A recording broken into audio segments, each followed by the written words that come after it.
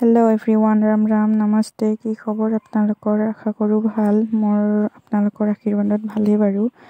तो आज एटा नतुन भिडिओ লৈ আহিলো আৰু আজি ভিডিওটো কোনো ৰেচিপি নহয়। আজি ভিডিওটো প্ৰাতঃস্মৰণীয় কাম যেটো সকলোৱে কৰে, যিকোনো ধৰ্মাৱলম্বী লোকে নহওক কিয় প্ৰাৰ্থনা সকলোৱে কৰে, হয়তোবা সকলোৱে বেলেগ বেলেগ ধৰণে কৰে।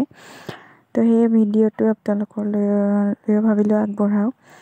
তো এয়া প্ৰাৰ্থনা কৰিব লাগে সকলোৱে।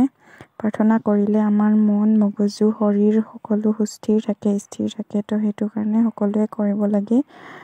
তো এয়া প্ৰাৰ্থনা ঘৰৰ গোসাই ঘৰৰ বাচনখিনি ধুনীয়াকৈ ধুই পখালি ললো মাজি।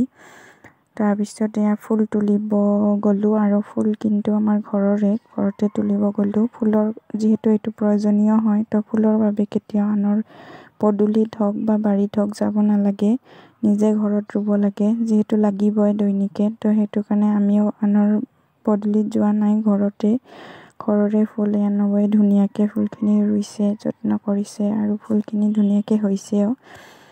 তো সেয়েহে আপোনালোকেও প্ৰয়োজনীয় ফুলখিনি ঘৰতে ৰুব। এয়া মোৰ ফুল তোলা হৈয়ে গ'ল। এয়া প্ৰাৰ্থনা ভাগো মোৰ কমপ্লিটে হ'ল। তাৰপিছত এতিয়া মই পৰিয়াল